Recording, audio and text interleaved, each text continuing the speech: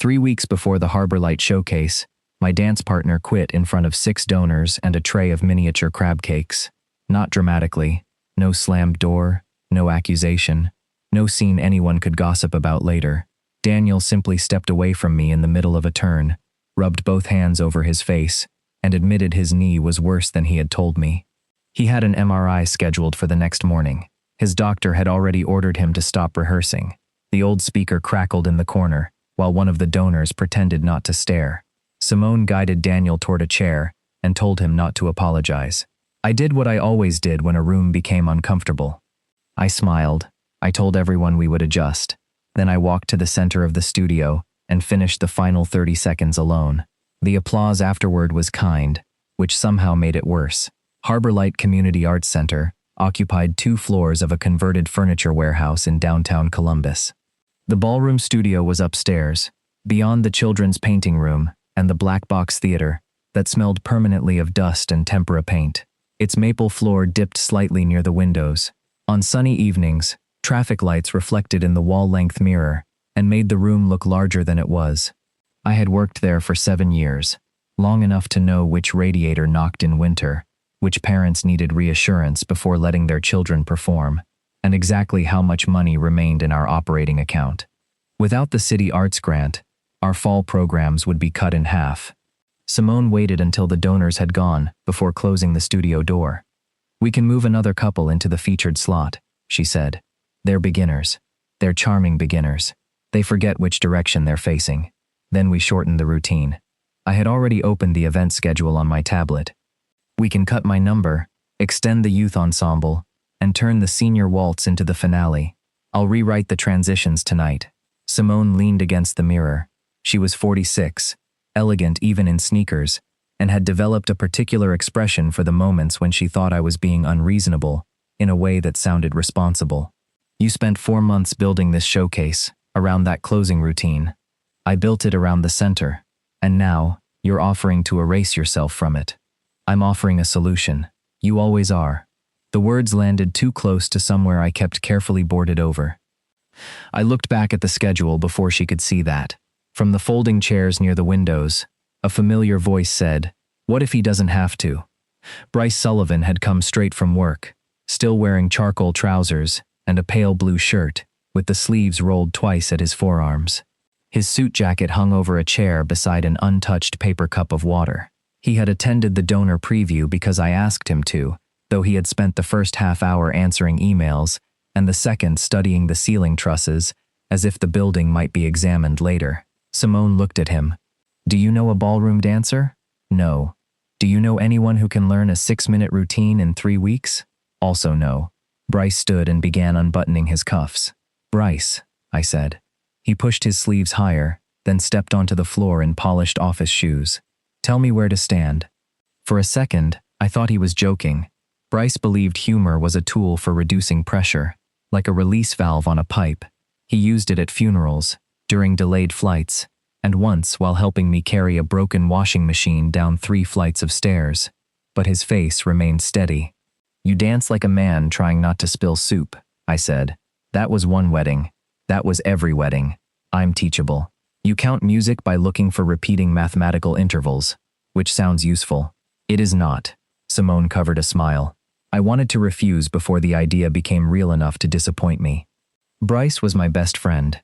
He was also a civil engineer who could explain load distribution for 20 minutes without noticing someone had stopped listening.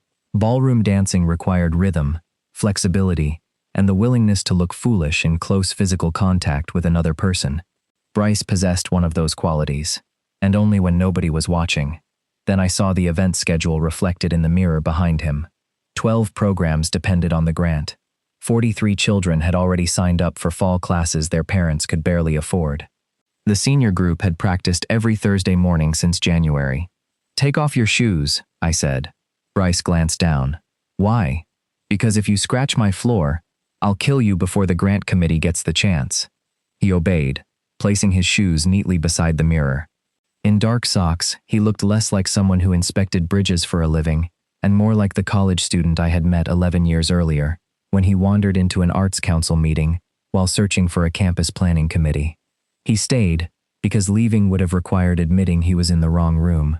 Afterward, he helped me stack chairs without being asked. That became the first language of our friendship. Bryce fixed things. I made space for him. Neither of us discussed what the arrangement cost. I positioned him in front of me and placed his right hand against my left shoulder blade. "Not my spine," I said. "Lower." He moved it down. "Not that low." His hand jumped upward so quickly I laughed. "This is going well," he muttered. "Your left hand." He offered it like we were closing a business deal. I put my palm against his and tried not to notice how warm he was. "Your job is to give me a clear direction without dragging me there." "I don't drag people. You once reorganized my kitchen while I was asleep. The knives were in an irresponsible drawer. Frame up." He lifted his elbow too high. I lowered it. His attention followed every movement of my hands with a seriousness that made my next instruction catch behind my teeth. I had known Bryce through 3 girlfriends, 2 apartments, 1 emergency appendectomy, and the year he stopped speaking to his father. I knew how he looked when he was angry, exhausted, embarrassed, or trying not to laugh. I had never seen him look at me as if the exact placement of my fingers mattered. I stepped back first. We began with walking. He watched his feet. I told him not to. He stepped on mine. I insulted his profession. He reminded me that buildings generally stayed standing when he designed them. After 20 minutes, the old speaker lost its right channel and turned the music thin and distant. Simone left to make calls, promising she would return with ice packs and legal waivers. Bryce kept trying. That was the dangerous thing about him. He could be clumsy, stubborn, and completely wrong, but once he decided something mattered, he returned to it until his body understood what his mind could not solve. By the end of the hour, he could lead a basic box step without looking down. His timing was late, but his hand had stopped pressing nervously against my back. "Again," he said, "you have work tomorrow. So do you. My work is here. Then your commute is better." I should have ended the rehearsal. Instead, I reset the music. On our final attempt, I taught him the opening turn from the showcase routine. It required me to move backward while he redirected my weight, a simple sequence for an experienced dancer and a terrible idea with a beginner. I demonstrated twice. Bryce asked 4 questions, 3 unnecessary. "Stop engineering it," I told him. "Listen to the count." "I am listening. You're calculating. There's overlap." I held out my left hand. 4 beats. "Then we move." He looked at my palm, then tapped it gently with 1 finger. 1. The second tap came slower. 2. By 3, the room had gone strangely quiet around us. No traffic, no broken speaker, no grant deadline. Just Bryce's finger against my skin and the concentration in his gray-green eyes. 4. His hand closed around mine. We moved. The turn was not elegant. Bryce entered half a beat late, and I adjusted my shoulder to keep our frame from collapsing. But when my heel caught on the edge of an old tape mark, he reacted before I did. His arm tightened around my back. His weight shifted. Instead of falling, I ended against his chest, with my breath lodged somewhere between surprise and laughter. Bryce did not release me immediately. "You okay?" he asked. "I'm fine." "You say that before checking. I know whether I'm standing." "That isn't what I meant." His voice had changed. Not softer exactly, more careful. I tried to make a joke, but he was still holding my hand, and for once, I could not find a useful thing to say. Bryce looked at me in the mirror rather than directly. "You always assume you're the one who has to keep everyone else from falling." The sentence struck with the quiet accuracy of a finger pressed against a bruise. Then he finally let me go. For the next 2 days, Bryce acted as if his comment in the mirror had been ordinary, and not the kind of sentence that replayed while I brushed my teeth. He sent me a spreadsheet before breakfast on Tuesday. It divided our remaining rehearsals into blocks labeled footwork, frame, transitions, recovery, and unresolved variables. I called him at 7:12. "What exactly is an unresolved variable?" "Anything you haven't taught me yet." "That is most of ballroom dancing." "Then the category is accurate." I told him he was banned from making charts about my choreography. He added a tab called Leo's Objections. By the time he arrived at Harbor Light that evening, he had printed the schedule and placed it inside a clear plastic sleeve. We settled into 3 official rehearsals a week, and 2 unofficial ones Bryce claimed did not count. because they happened after I finished work. He arrived with his tie removed, his sleeves rolled, and the focused expression he reserved for structural reports. For the first 20 minutes, he tried to reduce the waltz to distances and angles. He asked whether a turn could be represented as a rotational sequence with a fixed center. I told him a human body was not a bridge joint.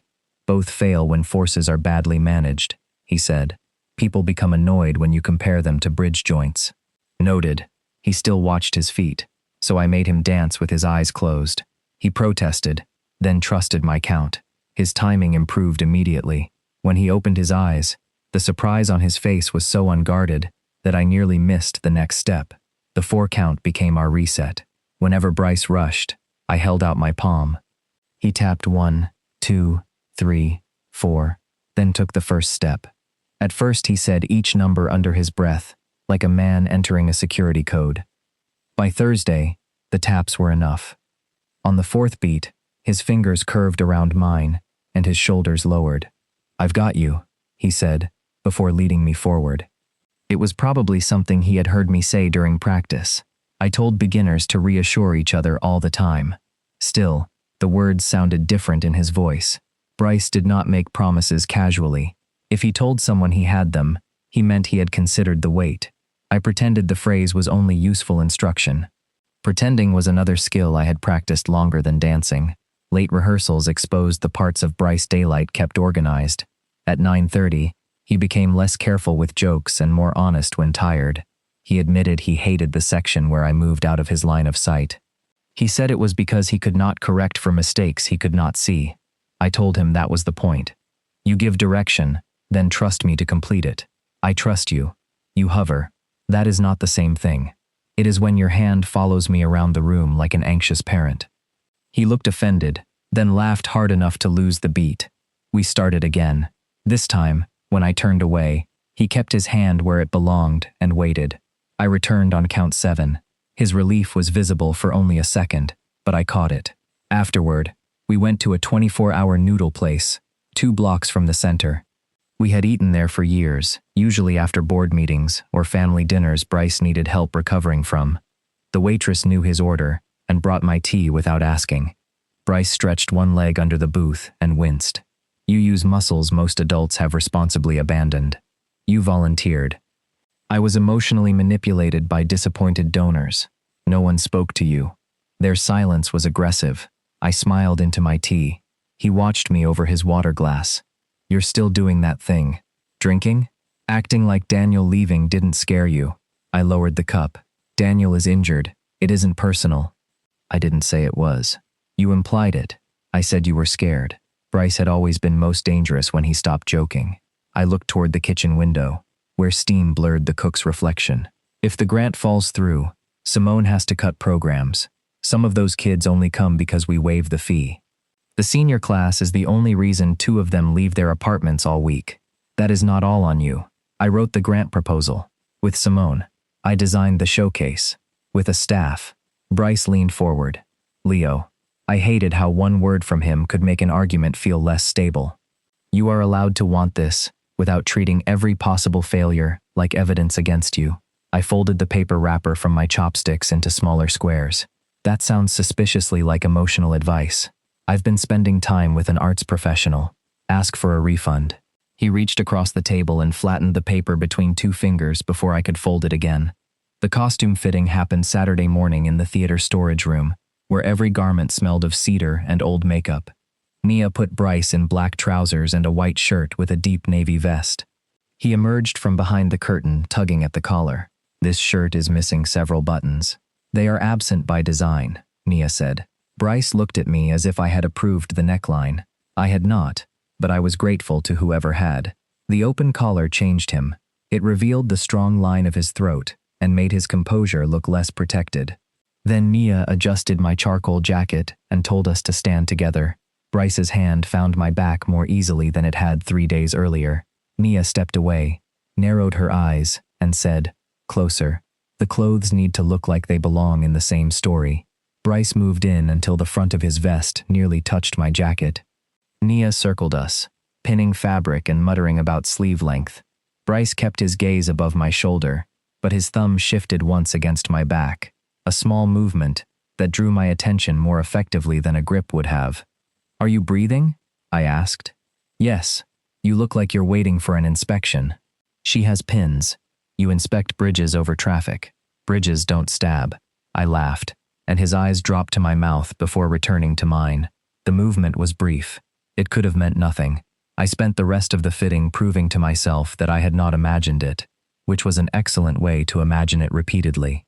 The sponsor photographs were worse. A local bank had agreed to feature the showcase in its newsletter, and the photographer wanted images that conveyed trust, movement, and community. Bryce asked whether Trust had a standard pose. The photographer told him to stop looking at the camera and look at me. "Like you know something about him no one else does." Bryce went still. I expected a joke. Instead, he turned toward me fully. The studio lights reflected in his eyes, and every familiar line of his face seemed rearranged by attention. I forgot the photographer was there, until the shutter clicked. "Good," she said. "Hold that." Bryce's hand tightened at my waist. I felt his breathing change beneath the open collar. When the photographer finally lowered the camera, he stepped away and asked for water without looking at me. I was gathering costume notes after the session when Simone entered with a folder pressed against her chest. Her smile was too bright. "I have good news and difficult news. Those are usually the same news, wearing different shoes." The featured couple from Cincinnati withdrew. Family emergency. Their 6-minute Latin fusion number was the showcase finale, the piece the promotional materials had promised. "We can move the youth ensemble later. The grant committee expects an adult closing performance. Then Adrian can bring in professionals.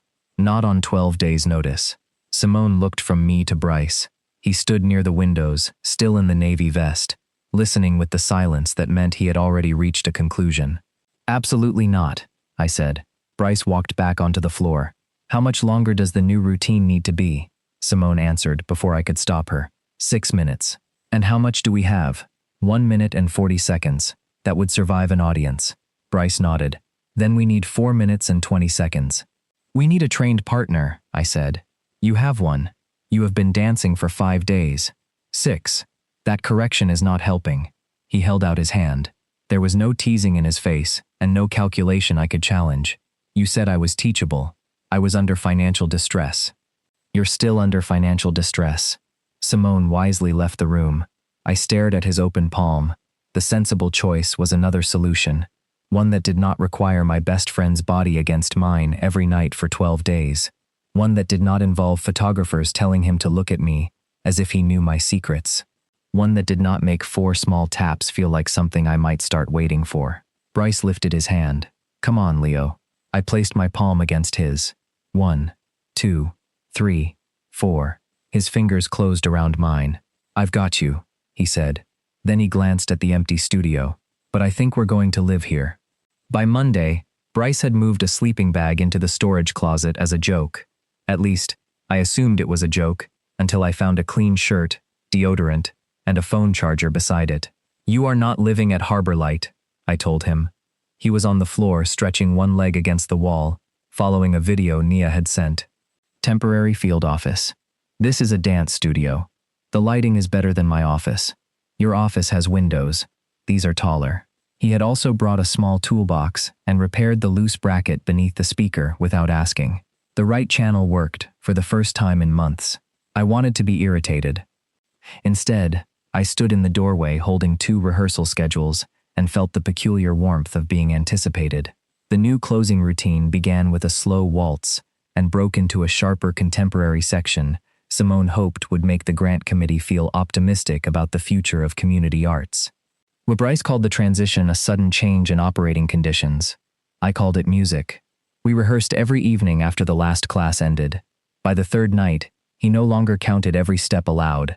His right hand settled against my back, without searching for permission from the air. When I shifted my weight, he responded instead of thinking. Once, during a traveling turn, I caught him looking at my face rather than our reflection. He missed the next step and blamed the floor. "The floor has been here since 1987, I said. "Then it has had decades to develop bad habits." He refused to admit he had been distracted. He noticed everything else.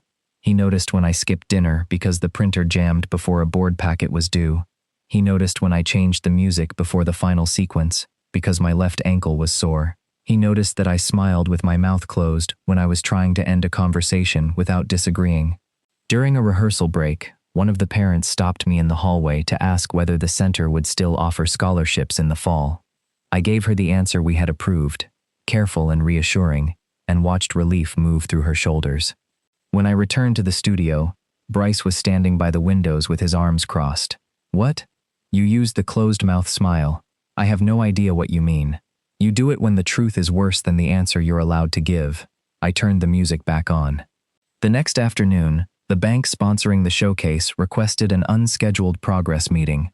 Their community director wanted attendance projections, a revised program, and confirmation that the replacement finale would be ready. Simone was across town meeting a council member, so the call fell to me. 10 minutes before it began, I stood alone in the studio with my notes spread across the piano and could not make the figures stop rearranging themselves. If the bank reduced its contribution, the grant committee would see the event as unstable. If I sounded worried, they would become worried. If I sounded too confident, I would be making promises the center might not keep. Bryce entered carrying his laptop, took one look at me, and shut the studio door. "I'm fine," I said. "You're alphabetizing the budget tabs. They should have been alphabetized." He came closer. "Give me your hand." I almost refused on principle. Instead, I held it out. Bryce tapped one bead into my palm, then the second, steady and unhurried. By the fourth, my breathing had fallen into the space between the numbers. His fingers closed around mine. "I've got you. This is a conference call. I know. I'm excellent at those." He stayed beside me through the meeting. He did not answer for me or interrupt. When the community director questioned whether an inexperienced partner could carry the finale, Bryce said, "That concern is reasonable. We'll show you the technical rehearsal on Thursday. Not I will prove it. Not Leo says it will work. We." The word steadied me more than it should have. After the call, I told him he had been useful, which was safer than telling him I had needed him. Bryce did not let me get away with it. "You looked like you were waiting for someone to tell you the whole center was a mistake." "That is a dramatic interpretation. I spend 11 years listening to you make other people less afraid. I can recognize the face you make when no one is doing it for you." I gathered the papers too quickly, knocking a pen to the floor. Bryce picked it up. "I hate disappointing you," he said. There was no joke attached. "Bryce, you agreed to learn competitive choreography in 12 days. I'm not grading you. You don't have to. I know when you lower the standard so I can reach it." His honesty made the room feel smaller. "Then stop needing me to lower it," I said. He nodded. "Okay." Adrian Mercer arrived that evening, wearing soft black practice shoes and the relaxed confidence of a man whose body had never forgotten a count. Simone had hired him to refine the routine and prevent either of us from becoming an insurance claim. I knew Adrian by reputation. He taught at a private studio in Dublin, competed professionally for 6 years, and had the unnerving habit of listening without preparing his response. He greeted me with a brief hug, shook Bryce's hand, and watched our first run without interrupting. When the music ended, Adrian said, "You two trust each other. That saves time." Bryce looked pleased, until Adrian added, "But you're leading him like you're afraid he'll leave the frame." "I'm maintaining contact," Bryce said. "You're chasing him. I was told not to lose him." Adrian glanced at me. "Did you tell him that?" "No." Bryce's jaw shifted. Adrian stepped onto the floor and asked permission before placing his hand at my back. "Let me show you what I mean." His hold was lighter than Bryce's, but the direction was unmistakable. He led me through the opening sequence, released me into the traveling turn, and waited without following. I completed the rotation and returned exactly where his frame invited me. "There," Adrian said. "He doesn't need to be controlled. He needs somewhere clear to come back to." In the mirror, Bryce stood with his arms folded. His expression was neutral in the careful way that meant it had required construction. We tried the sequence again. Bryce entered early, clipped my shoe, and stopped the music. His hand was lower, he said. I stared at him. "Whose?" "Adrian's." During the turn, Adrian looked down at his own hand, as if checking whether it had misbehaved independently. It was placed for the rotation. It changed his center. "No," I said. "It didn't." Bryce pressed his lips together. Again. On the next attempt, he overcorrected and held me so cautiously that our frame collapsed. Adrian offered one adjustment. Bryce argued with the terminology, then apologized so formally, Adrian had to look away to hide a smile. I should have found the whole thing irritating. Instead, I felt a dangerous flicker of hope and immediately resented myself for it. At the end of rehearsal, Adrian invited both of us to a social dance his studio hosted on Fridays. No performance pressure, he said. Just music and people who don't care whether you miss a step. Bryce said he had a site inspection early Saturday. Adrian turned to me. You should come anyway. You've been teaching all week. It might be good to dance with someone who doesn't require a structural explanation before turning left. His smile was friendly, but his attention held mine a moment longer than necessary. I knew Bryce saw it because the cap on his water bottle cracked beneath his grip. When Adrian left, Bryce waited until the stairwell door closed. Is that a date? I coiled the speaker cable. He invited both of us. He knew I couldn't go. He learned that after inviting us. You know what I mean. I did. That was the problem. Would it matter if it was? Bryce opened his mouth, then looked toward the mirror. I'm asking why. He took too long. I placed the cable in the cabinet and shut the door harder than necessary. You don't get to become suspicious every time a gay man is kind to me. I'm not suspicious. You broke a water bottle. It was cheap plastic. I laughed once, without humor. Good night, Bryce. He caught up before I reached the hallway, not touching me, but close enough that I could feel the heat of him at my shoulder. Have you ever done this before? He asked. Been invited dancing? Loved someone who couldn't give you what you wanted? The question stopped me. Through the studio wall came the uneven piano scales of a teenager practicing downstairs. I could have lied. Bryce had given me 11 years of opportunities to lie gracefully, and I had used most of them. Yes, I said. His face changed, not with surprise but with the shock of recognizing that a door had existed beside him all along. For how long? Long enough. Do I know him? I looked at the man I had loved through 3 girlfriends, 2 apartments, and every ordinary Sunday he had assumed would always belong partly to him, better than anyone. Bryce did not ask who I meant. That would have required pretending there was more than one possible answer. He stood beside me in the hallway, with one hand still curled around the broken water bottle. The piano scales downstairs repeated the same 4 notes, each attempt slightly less uncertain than the last. I watched recognition settle across Bryce's face in pieces. First disbelief, then calculation. Then something that looked almost like hurt, though I could not understand what right he thought he had to it. How long? He asked again. That isn't the useful question. It is to me. Everything becomes useful when you want to measure it. He looked toward the studio door. Were you ever going to tell me? I wanted to say I had told him 100 times in every language except words. Instead, I picked up my bag. I'm telling you now. He did not call that night. Bryce always called after difficult conversations, even when we had experienced the difficult conversation together. Sometimes he wanted reassurance. Sometimes he wanted me to translate his own reactions into something he could accept. This time, my phone stayed dark. I went to Adrian's social dance on Friday, mostly because staying home would have felt like another decision made around Bryce. The studio occupied the 2nd floor above a bakery and smelled faintly of sugar after closing. Adrian danced with me twice, introduced me to 3 people without presenting me as a charity case, and never asked whether I had come to make someone jealous. I appreciated him for that. I also spent the entire evening noticing the empty space where Bryce would have stood, criticizing the lighting and pretending not to enjoy himself. On Saturday morning, Bryce arrived at Harbor Light 40 minutes early. He had already changed into practice clothes and was adjusting the speaker settings when I entered. How was last night? He asked without turning around. Good. Did Adrian dance with you? Yes. His hand stopped on the volume dial. How many times? Are you conducting an inspection? Conversation. It sounds like evidence collection. Bryce finally looked at me. He had shadows beneath his eyes and the careful posture of someone trying to hold several conclusions apart. I'm trying to understand. Then start with your own behavior. I placed my bag beside the mirror. You don't get to interrogate me because I answered a question you asked. I'm not interrogating you. How many times did he dance with you? I repeated in his exact tone. Bryce flinched. Fine. That sounded bad.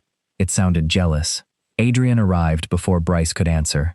We ran the routine from the beginning, and Bryce made mistakes he had stopped making days earlier. He entered late, pulled me off my axis, and forgot the transition into the contemporary section. When Adrian corrected his timing, Bryce insisted the count had changed. It had not. On the next attempt, he argued that Adrian's revised hand placement reduced stability.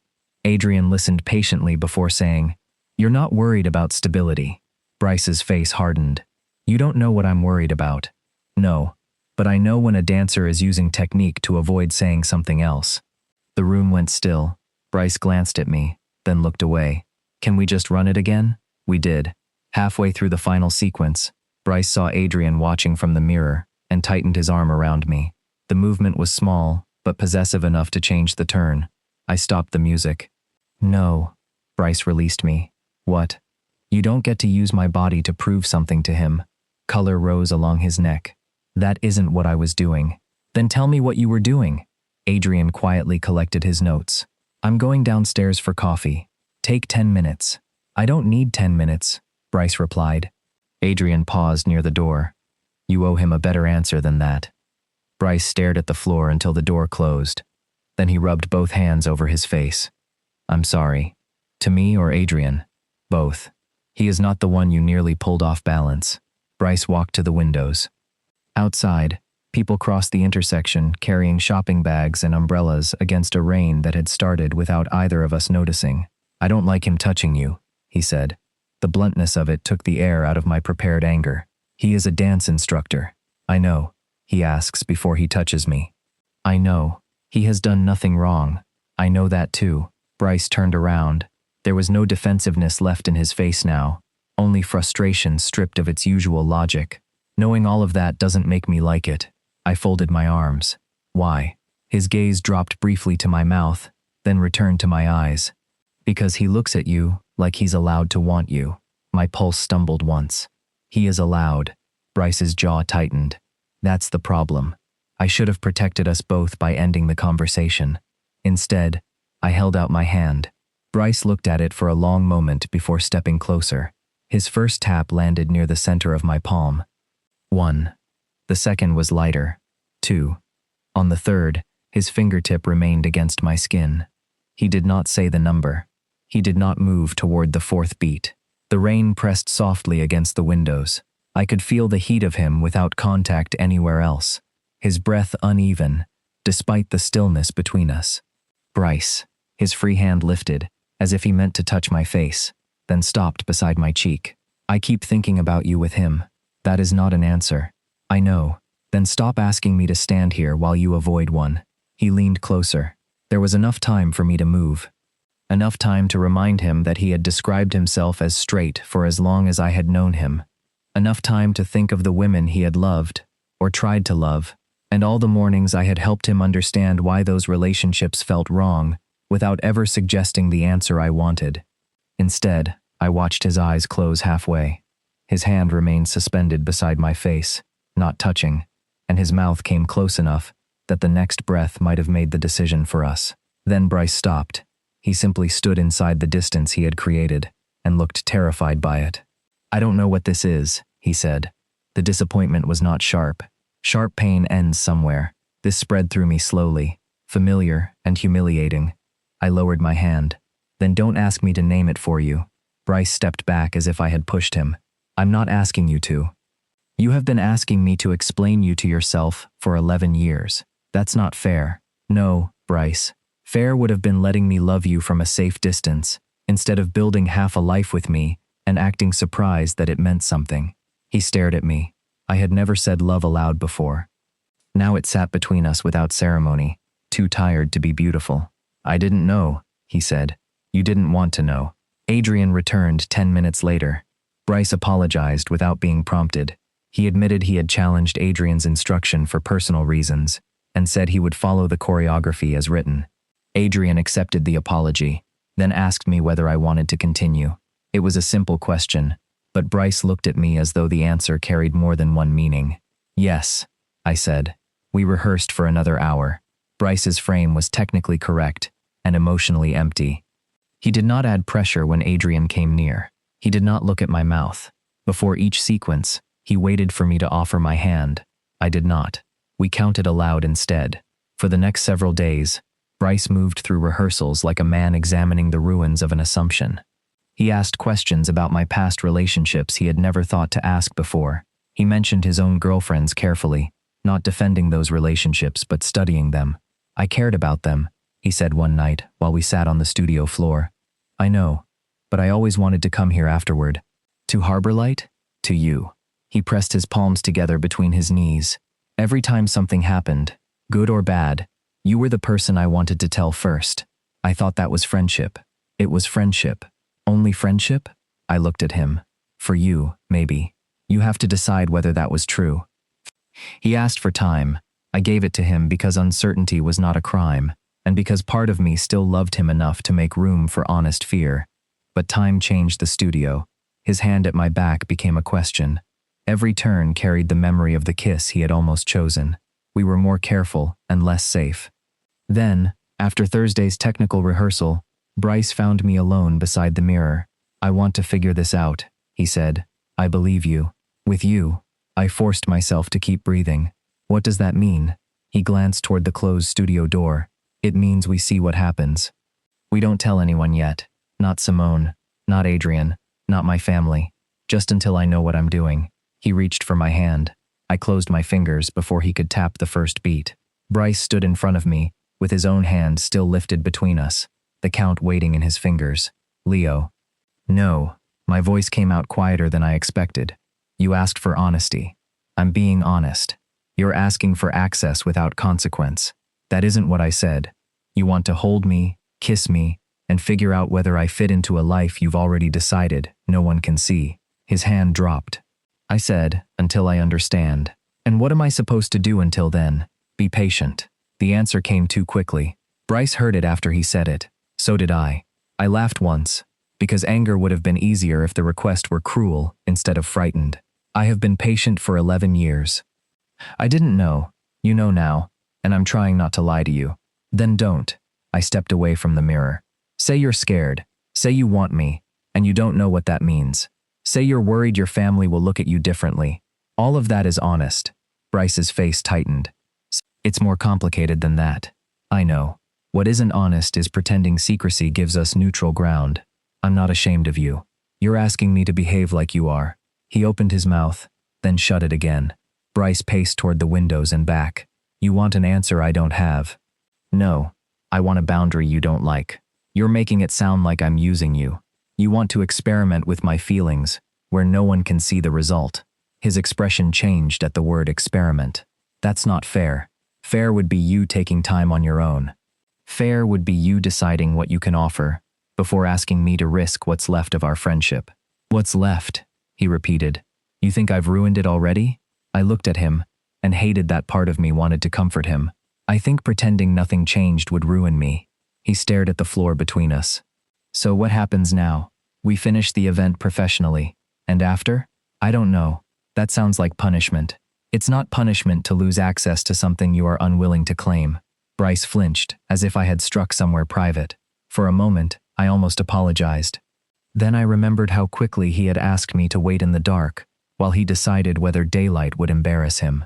I need another partner for the gala, I said. No. You can't rehearse with me like this. I can do the routine. That isn't the point. It is to the arts center. There it was again. The practical argument, the one he knew I had trouble resisting. Don't use Harborlight to make this easier for you. I'm trying to keep my commitment. Then respect the person you made it to. The following morning, I asked Adrian to take the closing routine. He did not accept immediately. We stood in Simone's office, while a children's tap class thundered above us. Are you asking because Bryce can't perform? Adrian said. Or because dancing with him hurts? Does the distinction change your availability? It changes whether I become a tool in an argument I didn't start. His directness felt clean. I am not trying to make him jealous. Good. I need a partner who can get through 6 minutes without making every hand placement feel like a negotiation. Adrian studied me, then nodded. I'll do it. But I'm not competing with him. There is no competition. The lie sounded tired even to me. Adrian let it pass. Bryce did not come to rehearsal that night. He sent Simone a concise email saying he was stepping back to protect the performance schedule. He copied me and did not add a personal message. I read it 3 times. On the 4th, I noticed he had attached the latest music edit and a diagram of the atrium floor with marked entry paths. Even in retreat, he was still trying to be useful. I saved the files and hated myself for understanding him. Adrian learned the routine in 2 evenings. Dancing with him was easy, in the way competent work is easy. He did not grip when uncertain. He did not look wounded when I corrected him. He asked whether my ankle needed adjustment and accepted the answer. The routine improved. Simone watched from the doorway during Wednesday's run and applauded when we finished. "That will reassure the bank," she said. I smiled with my mouth closed. Her applause stopped. "What happened with Bryce?" "He decided not to perform." "That is not what I asked." I picked up my water. "The routine is covered. Leo, we have 3 days. I don't have time to turn my personal life into a staff meeting." Simone's expression softened, which was worse than anger. "You turn everything else into work when you don't want anyone touching the wound." The sponsor representative arrived Thursday afternoon to review the final program. She was polite, efficient, and visibly relieved by Adrian's experience. Near the end of the meeting, she tapped the photograph taken during my fitting with Bryce. We were standing close, his hand at my waist, both of us looking at each other instead of the camera. "This image may create the wrong expectation," she said. "What expectation?" Simone asked.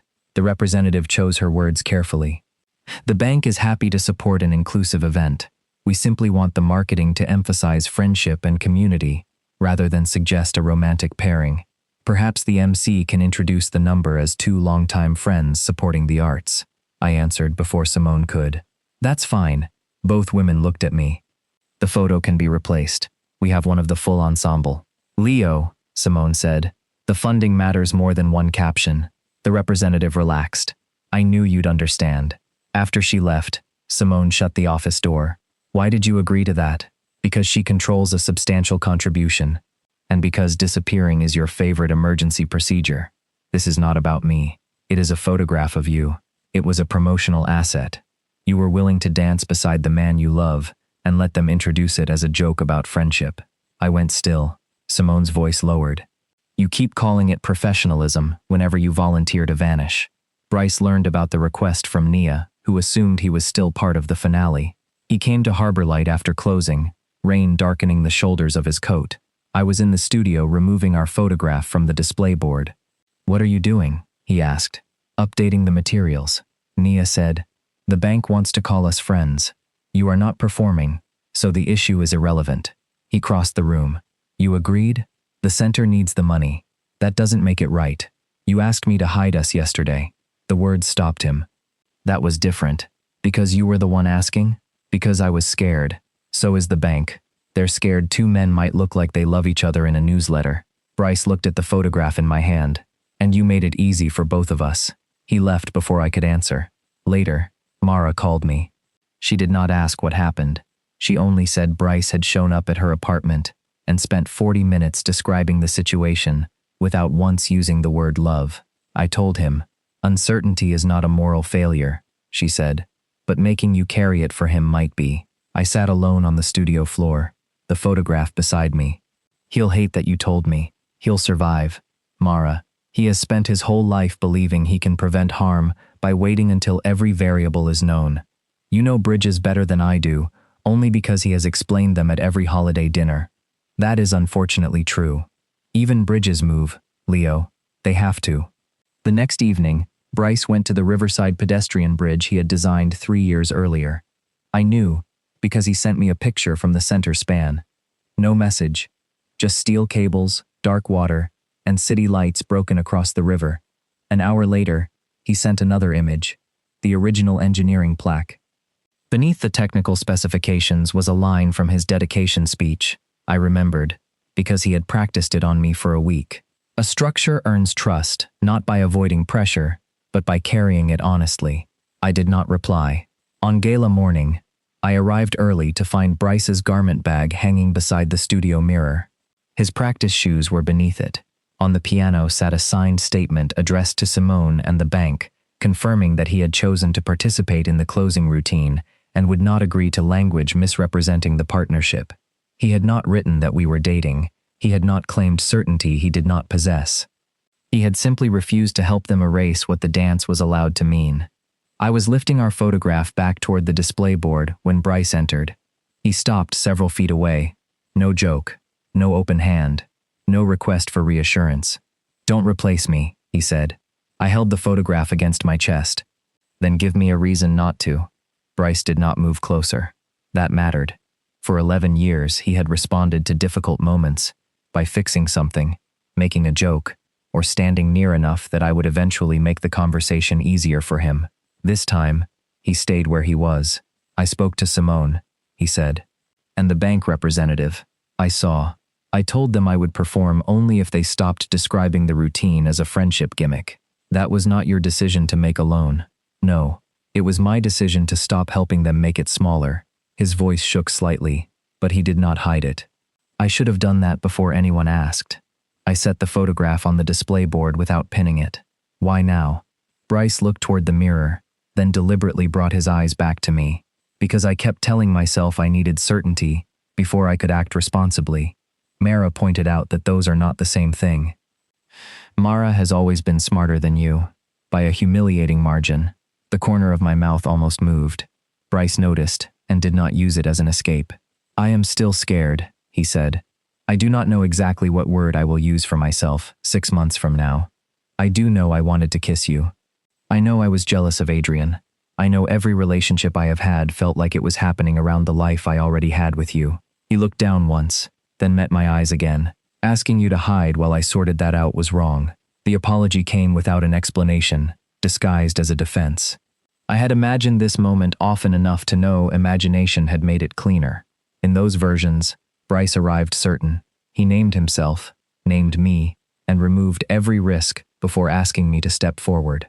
The man in front of me was less polished and more honest. "You hurt me," I said. "I know. You made me feel like the most important person in your life, until being honest about it cost you something." His face tightened, but he held my gaze. "I know, and if I say no today, you do not get to turn this into proof that I failed you. If you say no, I will still tell the truth about why I stepped away. You will not have to protect my reputation." That answer reached me more deeply than the declaration I had expected. Bryce was not promising that fear had vanished. He was promising not to make me carry it. "What are you asking for?" I said. "A chance to date you, openly, slowly, without asking you to teach me what every feeling means." He took a breath. "I will talk to my family. I will tell the people who matter. I will find someone else to help me sort through the parts that are mine. A therapist would enjoy your spreadsheets. I have already made an appointment." I stared at him. "You did? Tuesday at 4. Of course you scheduled questioning your identity like a site inspection." There was an online calendar. A laugh escaped me before I could stop it. Bryce breathed out, but he still did not come closer. "You think people stay because you make everything easy," he said. "I have let you make things easy for me for years. I called that friendship because friendship was the safest word I had." He looked at his empty hands. "I am not asking you to make this easy. I am asking you to let me learn how to do the hard parts without making you carry them for me." My throat tightened. He continued, before I could rescue him from the silence. "I was afraid of losing you before I understood why. I am here now because I do understand." His voice broke slightly, then steadied. "I love you. I do not have every word for myself yet, but I have that one for you." I wanted to believe him badly enough that belief felt dangerous. "Are you choosing me?" I asked. "Or are you choosing not to lose me?" Bryce took a breath. Both were true at first. I panicked, because I saw a life without you, and realized I had built everything around assuming you would stay. He glanced at the photograph. "But that is not why I am here now." He looked back at me. "I want the ordinary parts too. I want to hear you complain about the printer. I want to know when you are scared, before you turn it into a schedule. I want to take you to dinner, and let people understand it is a date." His hands opened at his sides. "I want to learn which parts of your life you kept from me, because I never made room for them. I want you, even when wanting you requires me to change." He raised one hand, palm open, but left the distance between us intact. I crossed the room, one step at a time. "You are still a terrible dancer," I said. "That seems unrelated, It is central to the decision. I have improved. You argued with a professional about centrifugal force. He was imprecise. I stopped in front of him. You do not get to become possessive every time someone asks me to dance. Understood. Adrian remains my friend. I apologized to him this morning. You did? He made me repeat it without technical vocabulary. I looked at Bryce's open palm. This does not erase what happened. I might get angry about it again. I know. If you pull away the next time you are scared, I will not chase you. His voice was quiet. Then I will have to be brave enough to come back. Bryce tapped the first beat into my palm. 1. The second followed, steady but not confident. 2. On the third, his eyes searched mine. 3. He stopped where he had stopped before and waited. I turned my hand and tapped the fourth beat against his palm. His fingers closed around mine. I've got you, he whispered. No, I said, moving into frame. We have each other. Adrian gave up the closing routine without drama. He adjusted Bryce's collar, reminded him not to anticipate the turn, and told him that if he stepped on me in front of 600 people, he should keep smiling until the paramedics arrived. The civic atrium glowed beneath 3 stories of glass. Children in paint-stained sneakers filled the wings. The senior dancers stood in a line holding hands. When our names were announced, the MC did not call us a joke, a novelty, or 2 friends helping the cause. She introduced us as the closing ballroom partners from Harbor Light. Bryce offered his hand at the edge of the floor. The music began. We moved through the first waltz slowly enough for me to feel every place he could have panicked and did not. During the traveling turn, he let me leave his line of sight. His hand stayed where it belonged. I returned on count 7 and found him waiting. The contemporary section arrived, sharper and faster, and he missed one transition by half a beat. I corrected without carrying him. He followed without pretending he had not made the mistake. When we reached the final turn, Bryce looked at me instead of the mirror. The applause rose before the music ended. Across the floor, Simone was crying without hiding it. Later, she told us the showcase had exceeded its fundraising goal, and the grant committee had confirmed Harbor Light's full award. I listened, relieved, but for once I did not confuse the center's survival with proof that I deserved to remain in anyone's life. Bryce kissed me in the empty studio after midnight, when the costumes had been returned and the last chair was stacked. He asked first. The kiss was not a reward for the performance, or evidence that every uncertainty had disappeared. It was careful, warm, and a little awkward, because both of us were smiling. Afterward, he admitted he had made a relationship spreadsheet. I told him to delete it. He said there was a communication tab. I told him to delete it twice. Then he asked what I needed. The question was simple. Answering it was not. I told him anyway.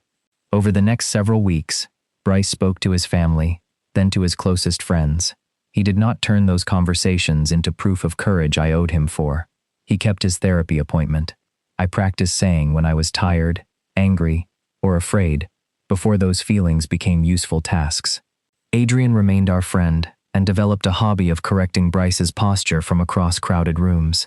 Simone secured the fall program schedule and banned me from rewriting it alone. Bryce enrolled in Harbor Light's beginner ballroom class, so I would not become his unpaid private instructor.